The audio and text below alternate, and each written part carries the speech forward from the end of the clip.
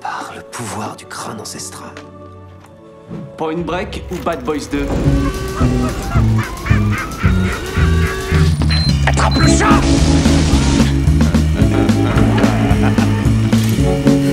Et cette fois, John Wayne ne s'éloignera pas dans le soleil couchant avec Grace Kelly. C'est Gary Cooper, connard.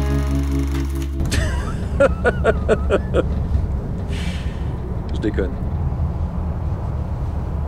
Mesdames et messieurs, bonsoir, bonjour, bienvenue dans ce nouvel épisode de Film à emporter. Je suis Alexandre et je serai votre hôte comme d'habitude avec Arnaud. Salut Arnaud. Salut Alex. Aujourd'hui, nous allons vous parler du film Le secret de la pyramide ou la première aventure des Sherlock Holmes. C'est pas du tout un accent québécois, c'est de la merde, c'est pas grave.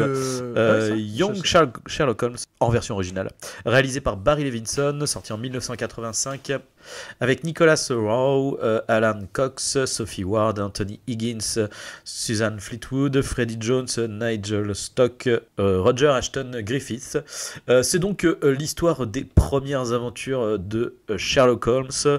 On suit d'ailleurs en personnage principal le jeune John Watson qui arrive du coup dans un collège, dans un nouveau collège où du coup il va faire la rencontre de Sherlock Holmes et ils vont vivre plein bien évidemment de péripéties et d'aventures où Watson va être subjugué par ce personnage qui est Sherlock Holmes. C'est donc leurs premières aventures ensemble. C'est donc un film que, une fois n'est pas coutume, tu nous as proposé Arnaud. Du coup, qu'as-tu pensé de ce film? Je l'ai proposé parce que j'avais envie un peu de légèreté. Ça fait un moment qu'on n'a pas refait de format podcast et c'était l'occasion de revenir sur un film léger et assez injustement oublié, hein, mine de rien, de la période Amblin. Le film, je crois, date de 85. 85, ouais. Et c'est un film qui a pas du tout marché en France et dont personne ne parle aujourd'hui. Je n'avais jamais vu ce film, alors que c'est complètement macabre. Brad Spielberg avec toute la fine équipe. Columbus à l'écriture, Barry Levinson à la réalisation. Alors c'est surprenant, moi j'aime beaucoup ce réalisateur, mais c'est un mec qui s'était illustré notamment dans le registre de la comédie dramatique. C'est quand même lui qui a fait derrière Rain Man et qui a fait Good Morning Vietnam, avec le regretté Robin Williams, un film que j'adore personnellement et qui a fait bien plus tard. Alors du coup, c'est là où c'est la surprise, du coup, c'est qu'il a réalisé The Bay, qui est, oui, c'est vrai, oui, bien sûr. Pour moi, peut-être l'un des meilleurs found footage de cette époque. C'est un des meilleurs, clairement. Avec Rec et puis le premier Paranormal Activity pour ceux qui aiment le genre. Exactement. Ouais. Et vraiment un film hyper surprenant. Et du coup, j'aime beaucoup ce mec-là qui s'est illustré dans différents genres, hein, pour le coup. Et ce film-là, moi, j'aime beaucoup. Je trouve c'est un cocktail de tout ce qu'on aime, quoi. C'est le film d'aventure léger, en même temps hyper premier degré quelque part. Qui est inspiré évidemment de l'œuvre de Doyle, hein, donc avec des références, mais c'est surtout une liste. Enfin, on s'éloigne un peu de l'œuvre originale, c'est-à-dire que là, on crée la rencontre. Surtout que, à l'époque là, pour le coup, je peux peut-être me tromper parce que je suis pas un spécialiste pour le coup de Sherlock Holmes, mais il me semble que normalement, le fantastique est pas premier degré, que là, on y va quand même presque. Enfin, là, on flirte vraiment très très proche. Ouais, complètement. Et surtout, la rencontre entre Watson et Sherlock Holmes. Pareil, je suis pas expert, mais je crois pas que ça se passe. Non, parce que normalement, ils sont censés se rencontrer à l'âge adulte. Il le dit. Il s'en explique dès le début et à la fin, même le générique de fin explique que c'est très librement inspiré. Il y a des libertés. Il y a des choses qui sont inspirées, mais il y a beaucoup de liberté. Ouais. Et puis du coup, on se retrouve avec un film, une espèce de cocktail d'action, d'aventure, même dramatique un peu quelque part, et puis qui est multiréférentiel. On pense beaucoup au Temple Maudit, sorti 2 ans plus tôt. Et c'est un cocktail détonnant, mais qui marche très bien et qui en fait un film hyper attachant, je trouve. Et surtout, c'est juste Harry Potter en fait. Enfin, genre vraiment, c'est. Mais vraiment, en fait, moi, quand je l'ai vu, ça m'a. Enfin, je trouvais ça presque abusé à quel point c'est Harry Potter. Non, mais clairement, on reconnaît aussi la patte de Columbus à l'écriture. L'acteur, du coup, qui joue Watson, en plus, la gueule de Daniel Radcliffe, un peu, un mix entre Sam Gamgee, tu vois, et Harry Potter, tu vois. Ouais, complètement. Mais et en même temps, c'est un personnage qui est assez neutre. Enfin, du coup, il a un visage un peu. Poupon, tu vois, tout de suite hyper attachant. Bien sûr. Et alors l'histoire nous est racontée aussi à travers lui. Hein, c'est lui qui fait la voix off, donc des années plus tard. C'est la voix d'un vieil homme qui compte un peu ses aventures. Attends, mais en plus. Mais surtout, t'as un casting de gueule. Entre lui, Alan Cox, t'as Nicolas Rowe, quoi, qui a une espèce de gueule un peu émincée comme ça, le visage très élancé. Tu t'en rappelles instantanément. En fait. Et ça en fait tout de suite une galerie de personnages assez burlesque dans un univers en plus. Qui lorne du côté du gothique aussi, il y a quand même ce truc là. C'est le côté, j'allais dire Londres, alors pas victorien, mais on se rapproche un peu de cette ambiance là. Et puis avec ce flegme, tu sais, ce jeu très british dans les dialogues, et qui donne une espèce de patte de plus-value au film qui le distingue en cela de toutes les productions Amblin de l'époque, quoi. Et donc c'est en ça que voilà, c'est un film qui est hyper intéressant. Moi, j'avais pas revu depuis très longtemps personnellement. Et du coup, c'était l'occasion de le revoir. Il est sorti en Blu-ray dans un master qui est d'ailleurs pas terrible. D'ailleurs, je sais même pas, je l'ai sous les yeux. C'est vrai que c'est pas fou. Enfin, ça va, hein, mais c'est. Oui, tu sens qu'ils ont pas fait de retravail dessus, quoi. Ouais, bah écoute, qui c'est qui l'édite? Non, c'est pas un Blu-ray Paramount. Et qui est pas incroyable. Et il rend pas hommage au film qui est déjà quand même vachement. Qui a pris un peu d'âge, même s'il y a des effets. Enfin, encore une fois, parce que du coup. Un des premiers films avec quelque part de gros effets numériques. D'ailleurs, il me semble qu'il a eu un Oscar, ou en tout cas, il a été nominé pour. Et c'est le premier film, notamment par le personnage du chevalier qui sort vitrail. Qui est dans le vitrail et qui va s'extraire du vitrail pour devenir une menace en fait. Donc il y a carrément une scène de combat. Et en fait, c'est la première incursion du numérique dans un film. Donc rien que pour ça, le film était novateur également. Et oui, il a eu un Oscar, t'as raison. Et en même temps, c'est. Franchement, l'effet est assez minimaliste, mais quelque part. Mais ça va, franchement, pour 85, ça n'a pas à rougir, quoi. Non, ça n'a pas tellement vieilli. Moi, je trouve que c'est toujours assez impressionnant. Et puis, dans l'atmosphère générale du film, je trouve que ça s'inscrit totalement. Enfin, ça s'intègre bien. Je trouve que. Puis, j'avais oublié, tu vois, ce côté un peu presque horrifique également. Je parle du Temple Maudit, alors pas seulement, on va y venir, il y a des scènes vraiment hyper référentielles, mais la scène du début, enfin, tu as ce côté enquête, un peu presque. Il y a presque un côté le nom de la rose pour enfants, quoi.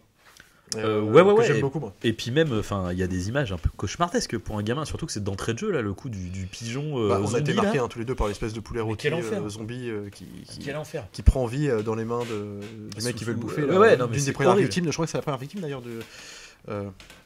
du tueur qui sévit autour de l'école. Mais ouais, en fait, il y a des images qui impriment un peu la rétine quand même, mine de rien, et qui sont assez marquantes et qui donnent au film un ton très singulier. Mais comme on pouvait en avoir dans les années 80, enfin, je pense au Temple Maudit notamment, il y a presque des moments horrifiques dans le film. Alors le film est parsemé de moments. Puis même, du coup, très Temple Maudit, il y a le côté, comment dire, j'ai oublié le mot.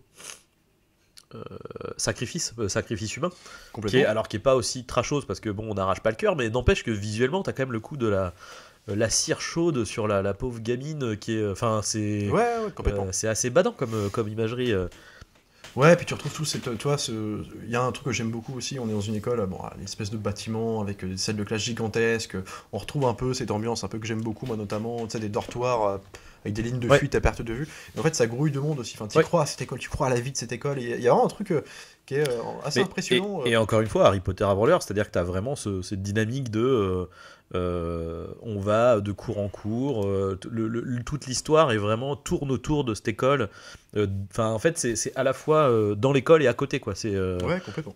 Et puis t'as vraiment en plus cette ambiance Harry Potter de Columbus, quoi. C'est-à-dire avec le côté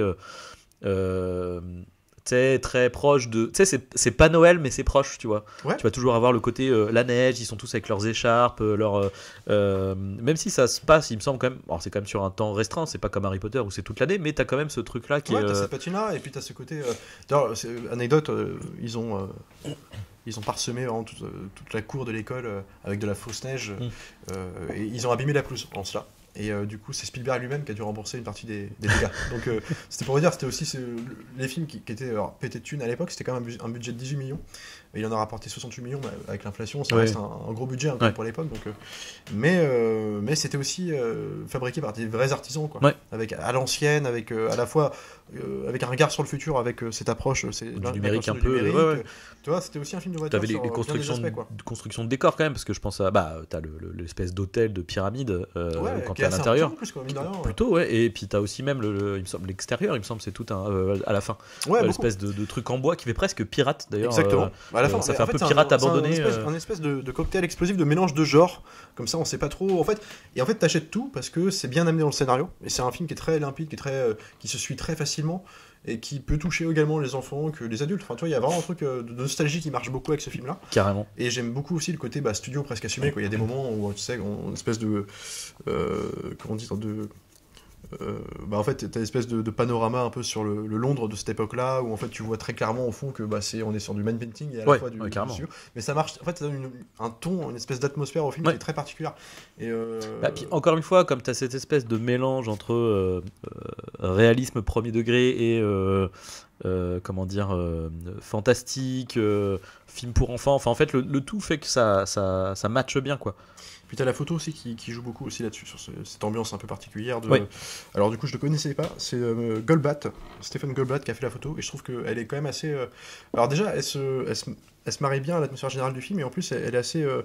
éclectique dans son approche, c'est-à-dire que vraiment toute la scène de fin, quand je parle du Temple Maudit, c'est également aussi dans une espèce d'un coup on est dans une patine de film presque, tu vois, d'antan, enfin tu vois, de films un peu fantastiques comme tu peux en avoir dans la Hammer. Ouais, non mais oui, mais de toute façon à la fin c'est les pirates fantômes quoi, enfin au niveau du décor, puis un peu premier degré en fait, ce qui se passe à ce moment-là. Dans le ton du film, si t'enlèves le côté bourrin un peu de la movie, mais je trouve que ça ressemble beaucoup aussi à la façon de faire des films comme le pouvait faire Summers dans la movie. C'est vrai, hyper généreux. Foisonnant en action, en réplique culte, et puis surtout, moi ce que j'aime beaucoup, c'est que, tu vois, comme l'était la momie, parsemé de personnages secondaires, mais hyper attachants, avec des trognes, tu vois, et c'est le cas du film. Enfin, le professeur un peu fou, là, qui est un des mentors de Sherlock Holmes, où on a le personnage de Lestrade, on a tout le monde. Moi j'aime beaucoup du coup la neutralité aussi dans le physique du personnage d'Elizabeth Hardy là, qui fait le Love Interest de Sherlock Holmes, qui est très neutre dans son jeu, dans sa beauté. C'est une espèce de beauté un peu comme ça froide. Oui, c'est ce que j'allais dire. Ce personnage est parle pas beaucoup, est assez mutique dans le film. Et en fait, bizarrement, t'y crois. Parce que tu sens que... puis en plus, elle apporte un passif, parce qu'elle vit seule avec son oncle, donc il y a peut-être enfin, tu sens qu'il y a une espèce de trauma, de la perte des parents, ce genre de truc. Donc en fait, elle porte tout ça avec elle. En plus, l'oncle est un peu fou, donc... l'oncle, typiquement, c'est le personnage, je sais pas, je pense à la momie, je pense presque au pilote d'avion du premier La Momie. C'est marrant, parce que lui, il passe son temps à essayer de créer, à essayer de voler des machines volantes, ses engins, des machines volantes où il part du toit, ça foire à chaque fois. Et du coup, c'est des personnages qui reviennent régulièrement dans le cinéma, notamment dans les productions en ligne de l'époque. Et je reviens sur le personnage d'Elizabeth. Ce que j'aime beaucoup aussi avec cette actrice, c'est que en fait, c'est ce que ça dit aussi du personnage de Sherlock Holmes, c'est que Sherlock Holmes est connu. Alors moi, j'ai pas une grande culture de Sherlock Holmes dans l'œuvre littéraire et d'ailleurs les adaptations filmiques, mais un personnage qui est connu pour n'avoir pas d'histoire d'amour. En fait, il y a une ambiguïté avec un personnage, et du coup là, on peut le comprendre. Là, c'est une histoire librement inspirée de ce que va être l'œuvre de Sherlock Holmes. On peut comprendre pourquoi basiquement il ne s'intéresse pas aux femmes en fait, parce qu'il y a aussi ce trauma de la mort de ce personnage-là à la fin du film, et je trouve que c'est vachement aussi hyper couillu de mettre en fait, faire mourir le love interest du personnage. Puis surtout, ce qui est intéressant, c'est que justement dans cette vague un peu des films Amblin, surtout là, en fait, enfin. Là, de toute façon, on est dans le qu'on appelle ça, dans le paradoxe PG-13 du Temple Maudit, encore une fois, quoi. C'est-à-dire que Indiana Jones, c'est un film aventure qui est quand même à destination des enfants, alors pas des trop petits, mais 8-10 ans, tu vois, quelque part. Mais on rappelle que le Temple Maudit a créé le R-rated. Et voilà, et c'est ça. Alors le PG-13 du coup. C'est le PG-13, t'as raison. Oui, l'entre-deux, justement. C'est ça, justement. C'est ce truc de R-rated, c'est peut-être un peu trop parce que c'est quand même fait pour les enfants, et en même temps, c'est un peu violent quand même. D'ailleurs, je crois que c'est en Angleterre, mais à vérifier. Je crois que c'est en Angleterre, encore aujourd'hui. En tout cas, ça l'était jusqu'à assez récemment. L'arrachage de cœur est coupé. Du coup, c'est une scène qui n'apparaît pas dans le visage du film, et je trouve que c'est assez parlant, quoi. Ouais, carrément. Mais de toute façon, Spielberg s'en est voulu après, d'avoir été peut-être un peu trop loin avec ce film-là, tu vois. Mais c'est encore des politiques de censure qui sont pas. Mais et du coup, il y a effectivement cette dichotomie dans le film, c'est parce que surtout que ça ouvre là-dessus, quoi. Encore une fois, le pigeon zombie, et en même temps, c'est ça qui est trop bizarre. La scène début, t'as joué vraiment sur des espèces de. Moi, j'avais pas spécialement peur de ça, tu vois, mais là, le truc est dégueulasse. Tu découvres le film. Il est bien fait en plus. Je pense que tu savais pas trop à quoi t'attendre. Tu t'attendais voir un espèce de film d'aventure dans l'ambiance générale des productions Amblin, ce qui est le cas. Mais effectivement, je m'attendais plus à du Goonies qu'à du Temple Maudit, quoi. Complètement. Et d'ailleurs, si on veut, on peut y trouver beaucoup de pas de références, mais d'atmosphère à la Goonies, ce côté le côté on aventure d'enfants. C'est ça, c'est ce que j'allais dire. On est 3 enfants, on mène une enquête. Après, voilà, c'est Sherlock Holmes, donc du coup, t'as ce truc de lui, il est déjà très adulte, tu vois. Après, il est déjà, tu sens qu'il est en comment dire, Watson serait un jeune du collège, Sherlock Holmes, ça serait sur sa dernière année quelque part. Et moi, ce que j'aime beaucoup, c'est que évidemment, le film, on suit Sherlock Holmes et son associé, donc Watson. On est chez des personnages qui sont érudits. Donc ça, c'est l'histoire du personnage. Donc dans un environnement d'érudition, genre à l'école, voilà, c'est quand même très prisé. On est l'école britannique à l'ancienne, voilà, et de bourgeois et compagnie. Donc, mais moi, ce que j'aime beaucoup, c'est ce que je le mets en on observe avec les productions d'aujourd'hui, c'est qu'aujourd'hui, je reproche beaucoup à beaucoup de films d'aventure qui se veulent un peu, premier degré, mais en même temps pour toute la famille, le côté, les personnages adultes, et c'était quelque part le cas. Alors, je vais pas faire une digression sur Fall Guy, moi j'aime bien Fall Guy, mais tu vois, je trouve qu'ils parlent comme des enfants de 10 ans. Donc en fait, tout de suite, même si le ton se veut léger, mais en fait, j'y crois pas. Après, c'est une comédie, tu vois. Non, mais c'est une comédie, mais je veux dire, ça n'empêche pas. Tu vois, ils ont pas besoin de faire ça. Et que là, j'aime beaucoup ce côté-là où on prend les personnages au sérieux, ils sont. Alors, je vais pas. Oui. Après, tu vois, là-dessus, j'allais dire, je suis d'accord et pas d'accord dans le sens où, pour le coup, moi, l'inverse me gonfle aussi, quoi. C'est-à-dire qu'un enfant qui se comporte comme un adulte, c'est pas. Là, c'est le juste milieu. Mais effectivement, je suis d'accord avec toi. Là, ça va. Ils ont pas des comportements d'adultes. C'est juste qu'ils sont, dans un milieu intellectuel, quoi. Voilà. Ils gravitent autour de. Et du coup, je trouve que ça, là aussi, ça participe à donner un ton assez particulier au film, assez étrange quelque part, assez inclassable, quoi. Et ça en fait une sorte d'ovni, mais bizarrement, et où tu retrouves tous les codes des films en blanc. Puis moi j'aime beaucoup ces films, hein. C'est comme je disais, on parle d'Harry Potter parce qu'évidemment c'est une référence directe, hein. Mais tu vois, je préfère les premières adaptations d'Harry Potter, le 1 et le 2 qui ressemblent à ça, enfin, objectivement peut-être parmi les moins bons, hein, parce que avec une patte un peu moins marquée, par exemple qu'un Quaron fera sur le 3e, mais j'aimais beaucoup le côté enquête interne dans l'école. Franchement, moins bon, je sais pas, parce que je pense que globalement, quand les gens pensent à Harry Potter, ils pensent quand même vachement à l'ambiance des deux premiers, en fait. Ils pensent au banquet, ils pensent à l'imagerie griffe, tu sais, des maisons, les couleurs. En tout cas, moi j'en fais partie. Parce que, puis tout en dur, quoi, le côté. Les décors n'ont jamais été plus impressionnants que dans les deux. En réalité, en patine de film, les autres sont plutôt interchangeables en réalité. Oui, mais en fait, moi je pense que le 3e le 3e est au-dessus. Rien que l'arrivée dans l'école, ça c'est autre chose. Bien sûr. Bien sûr. Il y a une poésie dans le 3. Mais ce que je veux dire, c'est que le 3 fonctionne parce que tu as l'imagerie des deux autres avant qui est hyper prenante. Ouais, bien sûr. Mais déjà, le 3 prend des libertés. Ils ont plus de costumes. Bien sûr. On est dans une patine complètement plus numérique, bien sûr, mais gothique, assumée. Puis empreinte d'une poésie constante. Enfin, je veux dire, pour faire passer le temps, le vol des chouettes autour de l'école, je trouve que c'est hyper poétique. On est dans un classicisme là avec mais comme pour les premiers Harry Potter et comme pour Secret de la pyramide. Mais c'est tout ce que je recherche. Moi j'aime bien cette saveur studio là. Tu sais, ce côté décor grandiloquent, tu sens qu'ils en ont sué et ça fonctionne d'autant plus que en fait j'ai d'autant plus d'affection pour ce film là et c'est vrai qu'on n'en parle pas beaucoup, quoi, parce que je sais pas si, alors étrangement peut-être que c'est mon inculture du personnage de Sherlock Holmes et de tout le lore autour de ce personnage, mais je sais pas, en France ça a pas du tout marché, quoi, alors que je me dis, est-ce que c'est parce que c'est en France et qu'on n'avait pas cet amour inné, hein, pour ce personnage-là? Est-ce que c'est plus tard, tu vois, c'est vrai que Sherlock Holmes c'est quand même rattaché à quand même un cinéma quand même plutôt j'allais dire vieillot, je sais pas si tu vois ce que je veux dire, tu vois, quand tu penses à Sherlock Holmes, surtout à l'époque, je pense que tu penses plus à Peter Cushing, tu penses à de la Arthur Conan Doyle, ça reste de la littérature, enfin tu vois, c'est pas de la littérature pour enfants. Du coup, je pense que c'est, encore une fois, le film porte ce paradoxe là et je pense que ça lui a desservi plus qu'autre chose. Aujourd'hui, tu sortirais ce film là, il marcherait. D'ailleurs, tu as eu sur Netflix là, c'était, non, je sais pas s'il a marché, mais tu vois, en marketing, en tout cas, ils ont pu le vendre, c'était Enola Holmes là avec bien sûr. Ça se voudrait dans ce tournant, en fait. C'est ça. Mais bien sûr. Bien sûr. Ça a l'air d'être, enfin, je l'ai pas vu Enola Holmes, mais c'est quand même, en tout cas au premier abord, le Secret de la pyramide est d'un peu meilleur goût quand même. Non, mais complètement. Mais en fait, c'est que ça te renvoie à tout un imaginaire de la Hammer. Tu parlais de Peter Cushing, Christopher Lee, tous ces gens-là, ce côté un peu gothique. En fait, c'est ça qui est, mais en même temps qui marche bien, c'est-à-dire que ça reste un truc pour enfants, encore une fois. Après, tout dépendra de la sensibilité de chacun. Oui, peut-être à 8 ans, c'est peut-être un peu short. C'est un From Hell pour enfants.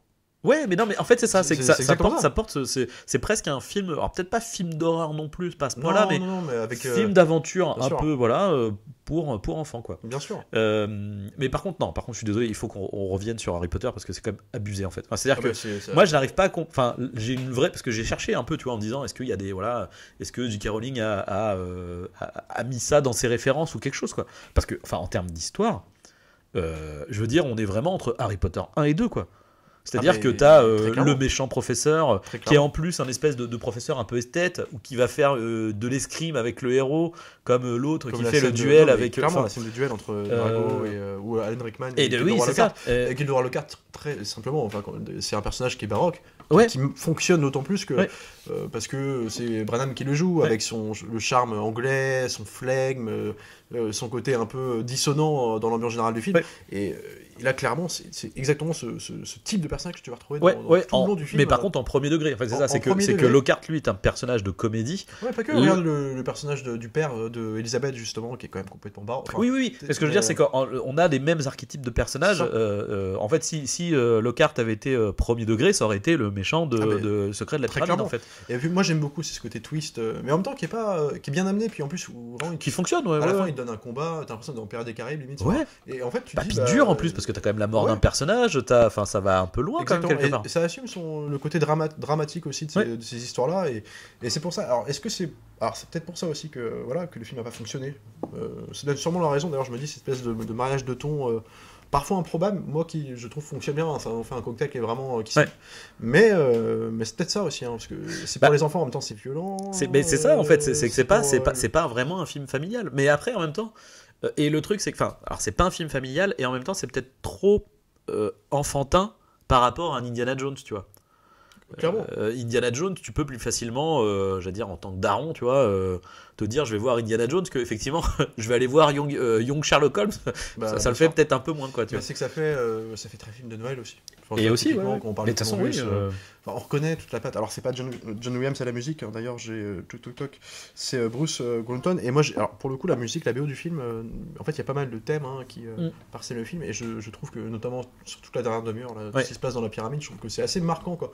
Tu sais, cette espèce de chant un peu sectaire là qui commence à. Très momie aussi du coup. Dans Très momie, non mais clairement. Et puis je trouve même le décorum, enfin toi la pyramide, où en fait le toit de la pyramide empiète un petit peu, enfin sur le bout mais en fait, c'est en sous-sol que ça se passe. Et j'aime beaucoup le côté sectaire, justement, qui renvoie complètement au temple maudit, quoi. Et c'est vachement intéressant, ouais. Et le professeur, justement, alors j'ai pas vu son nom par contre, celui qui joue son professeur, alors qui joue le méchant, du coup. Atkins, attends. Merde, c'était Roger. Attends. Merde. Et ce que j'aime d'autant plus avec ce personnage-là, c'est qu'il est vraiment présenté comme l'ami, tu vois, le référent. Ah oui, au début, c'est même c'est un allié quoi, culturel. Anthony Higgins, voilà. Exactement, Anthony Higgins. Moi, j'aime beaucoup. Il a un espèce de charme en plus. Alors même si bon, Ouais. j'aime bien le. Attends, c'est quoi déjà? C'est frère et sœur britanno-égyptiens. Bon, plus britanno qu'égyptien quand même. C'était encore les. Très ariens les Britanniques. Oui, bon, bien sûr. Il est pas blond, mais on y est bien sûr. Et là, je repense à Laurence Darby. Peu importe, revenons alors. sur le secret de la pyramide. On était encore dans ces. Mais c'est les années 80. Mais j'aime beaucoup la c'est façon dont il est présenté. Comme vraiment le référent aussi bien culturel, le père de substitution en fait avec Sherlock Holmes. Ouais. Il y a un truc comme ça de. Ouais, le duel à l'escrime très bienveillant, tu vois. Ouais, et en même temps, il y a de la compétition, et en même temps, il y a de la fierté. Mais même à la fin, dans le combat final, quelque part, tu vois. Et tu vois, entre le décès d'Elisabeth, par sa faute d'ailleurs, du coup, la révélation sur l'identité de son professeur qui était présenté comme son référent, mais en fait, c'est deux traumas originaux qui forgent ce que va devenir Sherlock Holmes par la suite. Et je trouve que c'est hyper bien amené dans le film. En fait, comment c'est raconté, on n'est pas sur un twist gratos, tu vois. Non, je trouve que c'est. Ça a du sens. C'est presque trop logique. Oui. En fait, tu te dis à la fin, bah oui, je suis con, c'est lui le méchant, tu vois.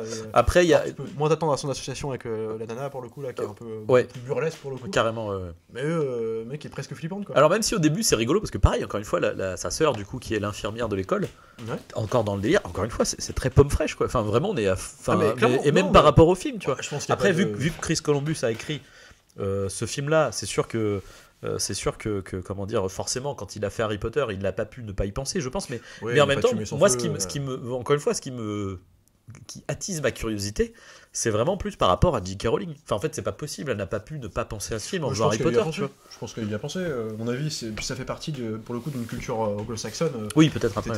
Qui était très marquée à l'époque. C'est sûr que oui, Sherlock Holmes. Voilà, que en France, nous, on n'avait pas, je pense qu'on n'avait pas mesure de ce que ça pouvait représenter en Angleterre. Oui, carrément. Donc, je pense que typiquement, oui, c'est des influences. Alors après, encore une fois, moi, ce que j'aime bien, c'est qu'elle est enfin, je sais. Si toutefois elle s'est inspirée de ce film-là et des écrits de Conan Doyle, sûrement.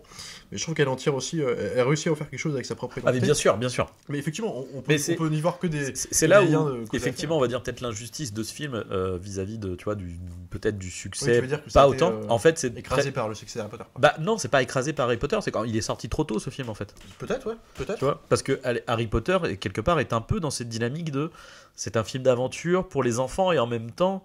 t'as quand même le basilic, t'as quand même Voldemort, tu sais, avec le visage enfin peut-être il joue sur cette ligne-là, tu vois. Embrasse complètement Fantastique, que lui oui, mais est entre deux, il embrasse en fait, ce qui le rend c'est parce que on peut traduire le film, mais toutes les visions fantastiques qu'on va avoir dans le film, en fait, elles sont dues au poison qu'ingèrent les victimes, bien sûr. Donc je pense que on reste dans quelque chose qui est quand même assez. Puis les images sont peut-être surtout pour l'époque plus cauchemardesques quelque part que dans un Harry Potter où tout est déjà noyé dans un truc fantastique. Bien un sûr, peu, avec un ton vraiment pour le coup très Noël et puis qui gravite de personnages plus loufoques aussi les uns que les autres. Tu vois, on reste dans du manichéisme. On a un personnage de méchant, le Rogue, Voldemort, enfin les gentils. Oui, bien sûr. Donc là, c'est un peu plus subtil aussi que dans son approche, dans l'écriture, et je trouve que c'est là où c'est intéressant. C'est comme si tu nous présentais Rogue, ou comme par exemple comme peut l'être Gary Oldman dans le film Sirius Black, et puis à la fin Sirius Black on dit que c'est Rogue, quoi. Peut-être un truc un peu comme ça de... Oui, enfin ceci dit, Rogue c'est déjà plus ou moins le cas parce que c'est plutôt présenté comme un méchant. Finalement tu te rends compte que c'est plutôt avec, à l'inverse. C'est vrai que tu me diras, mais on est dans ces codes d'écriture. Et mais c'est là où ça fait... et en même temps tu me diras, Rogue avec ce espèce de retournement, ces révélations qu'on va avoir sur lui, c'est ce qui fait aussi que le personnage a marqué, parce que je pense que il n'aurait pas autant marqué s'il était resté Rogue. Non, c'est sûr. Donc c'est là aussi. C'est sûr, parce que ce qui est très bien, c'est que du coup tu peux relire enfin après on diverge, mais du coup tu relis les films à l'aune du twist ou les bouquins et ça fonctionne à mort. En fait, c'est ça qui est. C'est en fait des personnages nuancés, très nuancés et donc ambigus. Et c'est là qu'ils sont vachement intéressants, parce que hyper touchants, surprenants. Et tu te fais surprendre par l'écriture. Et moi, je trouve que c'est. Après, là, c'est quand même vachement plus manichéen et premier degré, parce que le méchant est quand même pas hyper. Non. Puis là, sa sœur en plus. Le plan, c'est parce que c'est une espèce de revanche en fait. Oui, c'est une revanche parce que t'as des mecs qui ont créé un incendie dans un village à l'époque. Ouais, pour faire un casino, et du coup, ils ont cramé des. Et encore une fois, en fait, ce qui est. Enfin. C'est juste que là où on va dire t'y crois pas, c'est ce côté oui non les gars vous avez juste des têtes de Britanniques, à aucun moment vous avez foutu les pieds en Égypte une seule fois dans votre vie. Là on est vraiment sur le colonialisme le plus. Non mais après par contre l'histoire mais en même temps à l'inverse ça aurait été ridicule si on avait pris des acteurs bien égyptiens et qu'on aurait été là genre je me demande qui sont les chefs de ce gang, de cette secte égyptienne. Il y a pas une tête d'affiche vraiment qu'elle me revienne pas, mais non. Toi le film n'est pas parti par des comédiens hyper connus. Non, c'est des gueules, mais c'est pas des gueules connues. C'est peut-être une des raisons aussi qui explique que ça n'a pas marché plus que ça. Ça n'a pas marché en France. Alors après, je sais pas, il a récolté 68 millions, donc c'est pas non plus un succès énormissime. C'est que ça a fonctionné, ça a été dans ses frais et ça a eu du bénéfice, mais c'est pas encore une fois, tu vois, genre il y a qui connaît ce film, c'est pas Enfin, j'ai pas souvenir que c'est le genre de film très rediffusé. La meilleure preuve de ça, c'est que tu vois, là, je l'ai acheté, il est ressorti en Blu-ray il y a pas si longtemps, mais putain, c'était introuvable à l'époque. Et je veux dire, il est sorti dans une pauvre version amarrée. T'as pas de, alors rapidement un petit steelbook qui est sorti, mais qui était le même master, qui avait rien de plus. Il est pas en 4K, il est pas, enfin, j'ai même pas l'impression. Enfin, moi, en tout cas, je l'ai pas vu en DVD. Enfin, tu vois, c'est vraiment le film qui a été. Très honnêtement, moi, je sais que de nom, je sais que ce film existait. Et tu le vois nulle part sur aucune plateforme VOD, enfin, c'est quand même probable, quoi. Dire, ça reste quand même. Du coup, peut-être que maintenant il est sur Paramount Plus, du coup, mais. Peut-être, oui, ils ont peut-être dû le mettre dessus. Mais enfin voilà. Et là, c'est vraiment la surprise. Et du coup, moi, c'était une super surprise de le redécouvrir en Blu-ray, même si le master est pas incroyable. Je trouve que. Non, mais clairement, c'est avoir. Enfin, je pense qu'aujourd'hui, encore une fois, le film, tu le sors aujourd'hui ou tu le sors à l'époque de. Enfin, c'est encore une fois, ceux qui aiment Harry Potter, si en plus vous appréciez tout ce qui est autour de Sherlock Holmes, après voilà, faut pas être un gros puriste de Sherlock Holmes, je pense, mais clairement, je pense que c'est un film qui au contraire, le qui film va marquer. Liberté, avec, mais ils s'en expliquent dès le début, à la fin il y a un rappel, carrément un panneau. Et moi je trouve que c'est, en fait, du coup, je trouve que le ton est original, mais je trouve que c'est surtout hyper louable comme approche. Bien sûr. En fait, on se permet d'avoir une digression sur le lore du personnage. Ça assume quoi, c'est-à-dire que ça assume le truc. Et puis je pense que les puristes, en fait, on peut pas lui en vouloir à ce film-là. C'est un film qui est resté dans son coin, qui a fait son truc. Et puis en fait, qui donne aussi une espèce de porte d'entrée accessible parce que Sherlock Holmes, ça reste aussi toute une culture qu'il faut encaisser, qu'il faut apprendre. Là, je pense que pour des gens un peu comme moi, qui ne sont pas des... Voilà, moi j'ai pas grandi avec Sherlock Holmes, genre découvrir aussi, c'est une porte d'entrée, c'est une vraie porte d'entrée qui est accessible et qui donne envie en plus de lire les bouquins, donc puis en plus potentiellement Conan Doyle, moi ça peut me plaire. Donc c'est aussi en ça que je trouve que on n'est pas dans un truc puritain, tu sais, comme on peut en avoir pléthore d'aujourd'hui, de trucs un peu gratos, tu sais, de films où en fait tu crois plus au perso, tu crois plus à l'écriture. Ouais, c'est ouais, hyper assez serré, ça dure moins de 2 heures. C'est léger et en même temps. C'est efficace, quoi. Ouais, comme tu dis, 2 heures. Enfin, c'est. Voilà, ouais, tu vois. En fait, un film d'aventure, ça devrait pas être plus de 2 heures. Bah, Je suis désolé. Aujourd'hui, attends, on se pose la question, on vous pose la question à vous, auditeurs. Pourquoi aujourd'hui les films durent 2h30 parce que en fait potentiellement il y a moins de séances, donc pour les producteurs, enfin pour les, j'arrive pas à comprendre quoi. Je ne sais pas ce qui s'est passé. Et il y a moins de séances, ça coûte plus cher. Ça a toute raison de se casser la gueule en termes d'écriture. En fait, il y a des gens à qui on pète les couilles pour pas que. Enfin, avant, c'est ça, c'est qu'il y a eu des films qui pouvaient mériter, tu vois, d'avoir plus de 2 heures à qui on a cassé les. Bon, enfin bon, bref, on dérive après sur des trucs, mais. Non, mais c'est sûr. Uncharted, mais non, mais voilà, je veux dire. Mais tu vois, en plus c'est marrant parce qui dit Brandon Blin dit Kathleen Kennedy, qui dit Frank Marshall.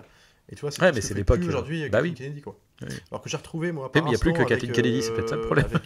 Non, mais sur le dernier Indiana Jones là, mais je trouve que on retombait un peu dans le film d'aventure un peu à l'ancienne, premier degré, test sympathique, tu vois, genre qui assumait. Quand même.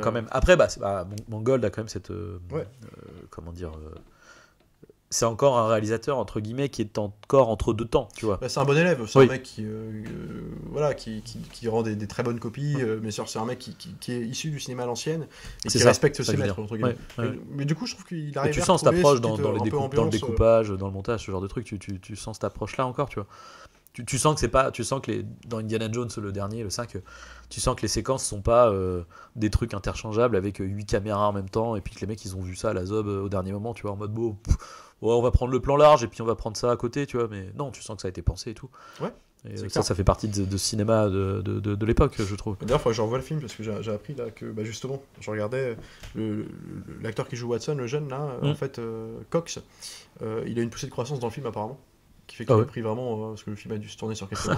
Et en fait ce qui fait sur les dernières scènes du film visiblement, alors moi je m'en suis pas rendu compte, mais il est vraiment filmé genre assis ou de très loin pour créer des espèces de c'est où j'ai pas du tout fait gaffe. Ça peut être sympa de revérifier par rapport à ça. Pour le coup j'ai pas du tout fait gaffe. Donc voilà, puis alors, l'affiche est très jolie en plus. C'est vrai que là sur le Blu-ray très très sympa. On parle souvent des le côté dessiné avec Alors après il y a quand même il y a quand même un truc qui est un peu mensonger non pas mensonger, mais qui sont des prémices de ce que parfois je n'apprécie pas particulièrement dans les films aujourd'hui, surtout ceux que tu sais dans les origin story quoi. C'est de caser tout quoi. C'est tiens la pipe, tiens le chapeau, tiens Moriarty, tiens ça, c'est vrai que c'est vrai. Après ça va, tu vois, ça c'est pas comment dire. Disons que ils inscrivent ça dans une blague ou dans un dialogue, tu vois, ils appuient pas dessus non plus, tu vois, mais sauf pour Moriarty à la fin, pour le coup. Vrai. C'est la d'ouverture de la dernière croisade en affiche quoi. Mais même si j'aime beaucoup la scène. Mais... Oui, c'est vrai, il y a ce côté-là. Mais d'ailleurs, le Frank Marshall, je pense à lui, je faisais une digression là-dessus, mais, tu vois, qui réalisera lui-même, hein, d'ailleurs, juste après, il fera, comment il s'appelle le film, Arachnophobie, là. Mais tiens, on retrouve. Alors, putain, c'est vrai que c'est lui, j'ai oublié. Ambiance, hein, mais, il a fait autre chose, d'ailleurs, putain, je sais plus, j'ai plus en tête, mais tu vois, cette espèce d'ambiance de film un peu familial, comme ça, qui va être confronté à une espèce de menace, en fait, t'as des personnages loufoques. Je pense au personnage de John Goodman dans le film qui joue un espèce de carrément exterminateur. Exterminateur, exactement. Et qui est complètement hors de propos en fait par rapport au ton général du film, tu vois. Et je trouve que c'est exactement l'univers de ces films-là, quoi. Et je trouve que pour le coup, Stephen Sommers s'inscrit dans un digne héritier de ce cinéma-là. Complètement. Même si je pense parce que le défaut de ce film-là, le film n'est pas parfait, et moi je trouve que j'aime beaucoup Barry Levinson, mais je trouve malgré tout que le film est un peu mollasson dans sa mise en scène. Oui. En fait, tout devient trop gentil, en fait. Oui, puis malgré ces petites, j'allais dire, ces petites notes, comme on disait, tu sais, un peu pas pour les enfants, quoi. Mais globalement, le reste est très très lisse, quoi. Tout le monde est très gentil. Par moment, même les personnages, tu vois, il y a quand même un côté. Sherlock Holmes, c'est très gentil. Après, il est jeune, tu vois, tu peux pas en faire un connard dès le début. Innocence un peu parfois agaçante. Mais voilà, je peux l'entendre, bien sûr, non mais complètement. En fait, encore une fois, il n'a jamais le dynamisme d'un Spielberg. Hein, non, mais c'est ça. En fait, le truc, c'est qui pour le coup, dans un truc comme Harry Potter, n'est pas trop grave parce que il y a suffisamment de personnages secondaires. Et puis après, il y a aussi le fait qu'on va pas se mentir, Harry Potter a aussi pour lui le fait d'être sur la longueur. Donc du coup, les personnages ont le temps de s'épaissir et de passer de jeunes jouvenceaux à des personnages un peu plus torturés, etc. Enfin, torturés, ça va. On n'est pas. Oui, non, mais bien tu sûr, vois ce que je veux dire. Bien sûr. Bon, là, on est plus dans un espèce de ride quand même. Oui. voilà, traversé par quelques moments de poésie. Et puis je trouve malgré tout que sa force aussi, c'est ses persos en fait. C'est la présentation, les personnages sont dessinés en 3 coups de crayon. Ça, par contre, on y croit très rapidement. Et effectivement, il a contre lui sa mise en scène qui est parfois un peu monotonne, que même en fait souvent, notamment ce qui est le plus probant là-dessus, c'est la scène d'ouverture en fait. Elle est assez cauchemardesque par les images qu'elle propose, qui sont autant de moments qu'imprime la rétine, tu vois. Mais malgré tout, c'est quand même filmé, la caméra est posée.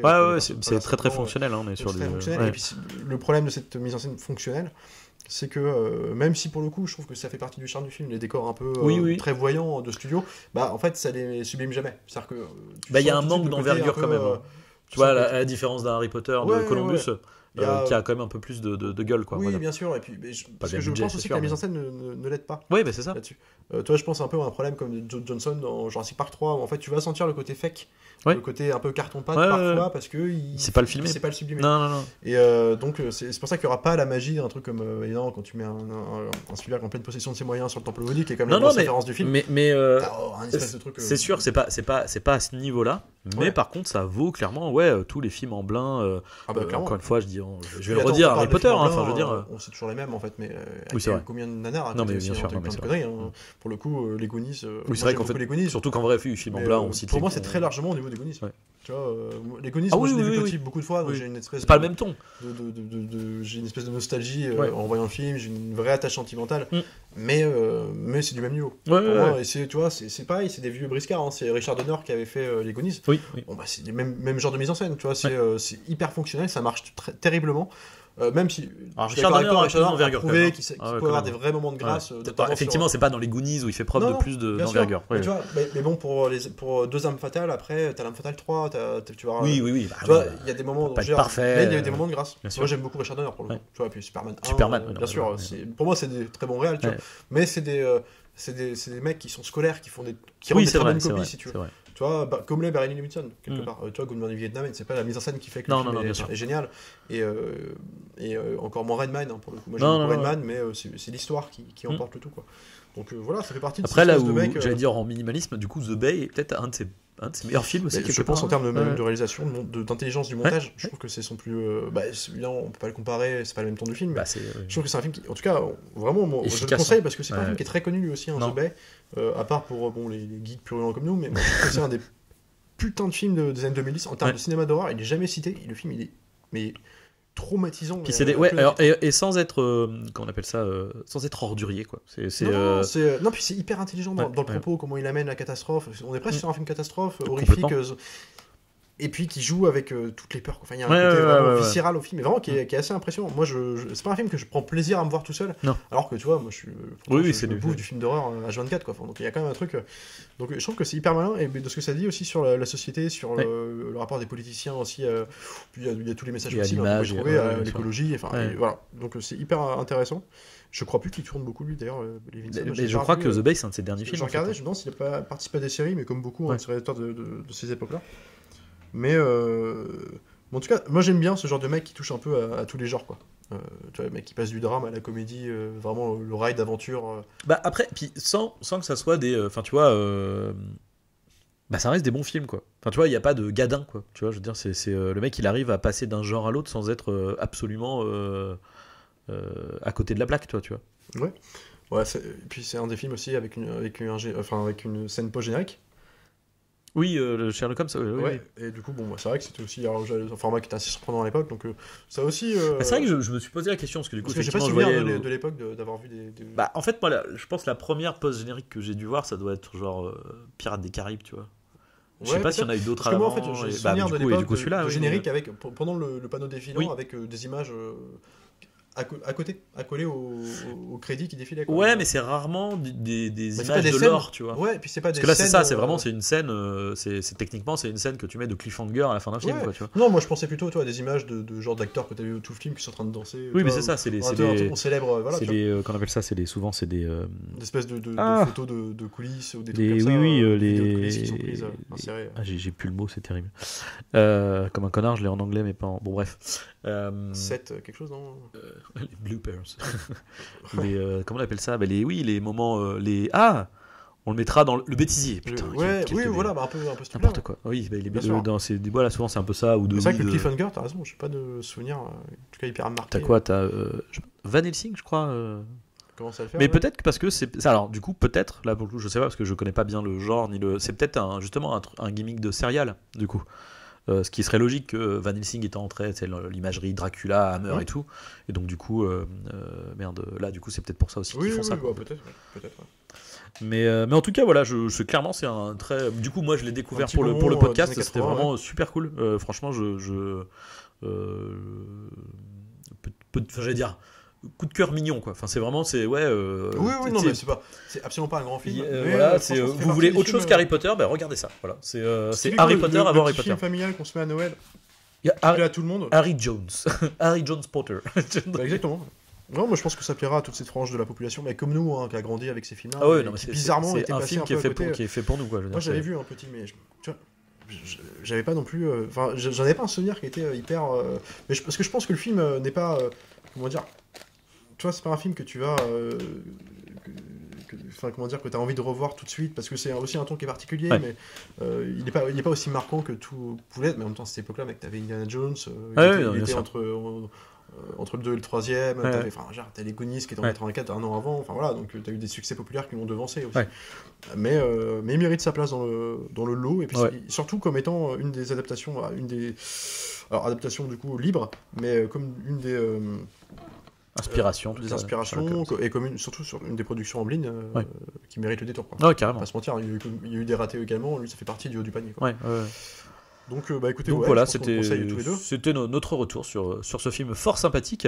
On se retrouve donc la prochaine fois pour un prochain épisode, un film que j'aurais choisi cette fois, n'est-ce pas? Alors ce sera peut-être pas pour le meilleur, mais un grand film d'aventure également. mais j'espère avoir la nostalgie de l'enfance. Vraiment, carrément. Donc voilà, on se retrouve la prochaine fois. Salut à tous, salut Arnaud. Salut Alex.